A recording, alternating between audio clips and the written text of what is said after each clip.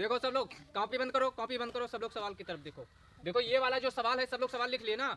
ये जो सवाल है जो हम पढ़ा रहे थे, वैसे ये सवाल है पाइप और टंकी का। किसका?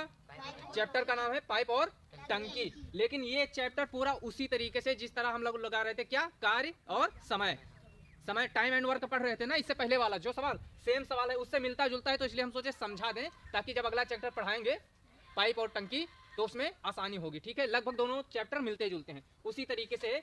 तो सवाल पे देखो, सब लोग सवाल को पहले ध्यान से पढ़ो। सवाल कह रहा है कि यदि नल ए, कोई एक नल है, हम लोग ऐसा मान लेते हैं कि दो नल है हमारे पास। एक दो नल जो है ना, किसी किसी घर में दो नल है, तो ऐसा मान लो दो नल है, एक घर के अंदर वाला, एक घर के बाहर वाला। अब एक टंकी है, टंकी मान लो या गड्ढा मान लो, बात एक ही है। ठीक है, तो नल ए जो घर के अंदर वाला नल है आपका, समझ लो वो उस गड्ढे को या टंकी को, जो समझ लो टंकी गड्ढा कुछ भी मान लो, 10 घंटे में भरता है। कितने घंटे में? मतलब उस टंकी को अगर भरना है अंदर वाले नल से तो 10 घंटे में भरेगा। अच्छा ठीक है, फिर कह रहा है कि वह नल बी जो आपके बाहर वाला, घर के बाहर वाला नल है, नल बी, वो उसी गड्ढे को कितने टाइम में भरता है? 15 घंटे में भरता है। तो ये कह रहा है अगर दोनों नल एक साथ गड्ढे को भरने लगे या टंकी को भरने लगे तो कितना टाइम लगेगा कि वो गड्ढा या टंकी भर जाए। ठीक है, तो इसमें देखो नल ए जो घर के अंदर वाला नल है, उसका कार्य कितना है? ए का कार्य कितना है? तो 1/10 उसी तरीके से है ना। फिर प्लस, प्लस क्यों? प्लस क्यों? क्योंकि दो नल मिलने की बात हो रही है। अगर दोनों नल मिलके काम करें तो पहले, और नल बी, नल बी। ठीक है, देखो नल ए का एकदम शुरू से समझ लो, नल ए का काम कितना हो गया? 1/10।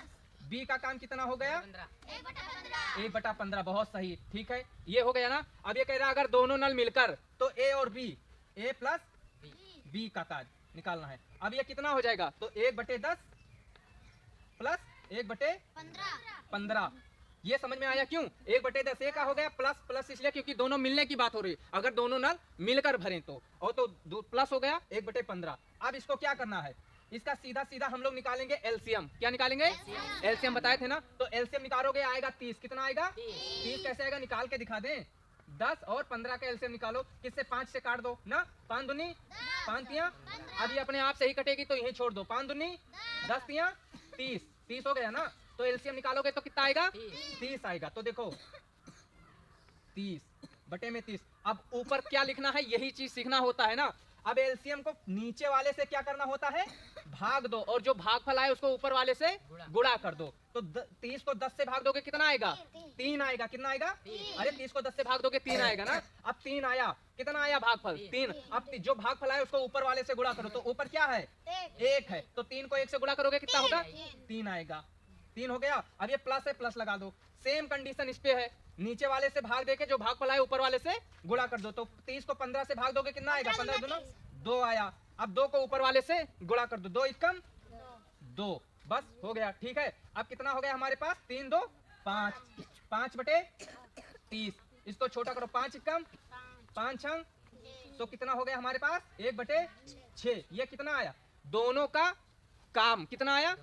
दोनों का काम निकल के आया कि इतना काम। अब एक चीज हम बताए थे ना कि जो काम होता है वो समय का उल्टा होता है। क्या होता है? समय का उल्टा होता है। इसका उल्टा क्या हो गया? 6/1। क्या हो गया? अब 6 को 1 से भाग दोगे तो कितना होगा? 6 को 1 से भाग दोगे 6 आएगा। तो आंसर हमारा हो गया 6। मतलब अगर नल ए और नल बी दोनों एक साथ उस टंकी या गड्ढे को भरने में लग जाएं तो कितने घंटे में भर देंगे? 6 घंटे में। बस हमें देखो ध्यान कहाँ देना है। ये वाली जो चीज है ना 6 घंटे, ये हमारा आंसर हो गया। ये वाला जो चीज होता है एलसीएम वाला, यही इतना पार्ट है थोड़ा समझने वाला। समझ रहे हो ना सब लोग?